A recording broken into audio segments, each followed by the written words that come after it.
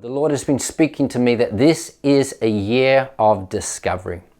It's a year of discovery. And as I say that, that's about discovering things, learning things that we have not known before. And I want to encourage us from the very start. Often we can initiate what we pursue. I want to encourage you, let God initiate what you pursue and what you give your time to.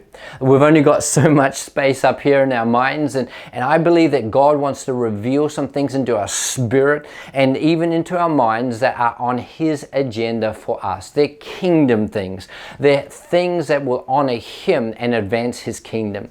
And so I want to encourage you to lean in and say, God, what do you want to show me this year? What do you want me to discover in you? And I just want to mention three things real quickly. I believe one of them is that more of who God is. This is the greatest revelation that any of us can ever have. John the Baptist said that God must increase and I must decrease. Much more about Him and less about me. I'm reminded in Matthew 16 when Jesus asked, who do people say that I am?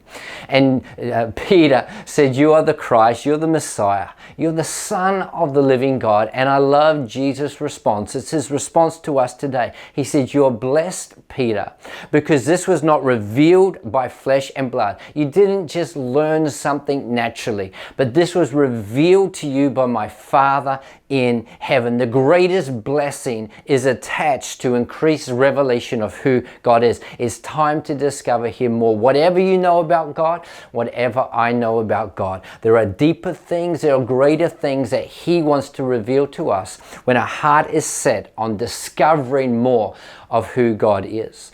And I felt God draw me to looking back, to going back. And often we go back to the negative. Things in our own life, maybe things that we've done wrong, hurts, betrayals, disappointments, pain, suffering. We can often go back to that. But I felt the Lord say this year of discovery is going back to His kingdom principles, His kingdom ways. Before the foundations of the earth, in the eternity before creation, God had plans in mind, principles in mind, patterns in mind.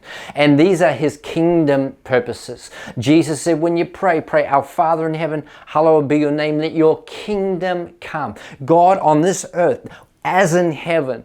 And I believe it's time for us to go back to discovering God's kingdom plans and purpose for your life, for my life, for the church, for the world. What is God's kingdom purpose? And finally, looking forward, I feel such an invitation from God to walk in the unforced rhythm of grace. So many times we're striving to achieve, striving to produce, striving to be, and even striving to learn. I want to say, God says, I want to take that off you. There's something unforced when it's the rhythm of His grace. And the rhythm is not just a moment, but it's this continual, this step by step, delighting ourselves in the Lord, spending time with Him daily, journey of discovery. God wants us to learn the unforced rhythm of His grace. And what's grace? It's God's empowerment in our lives.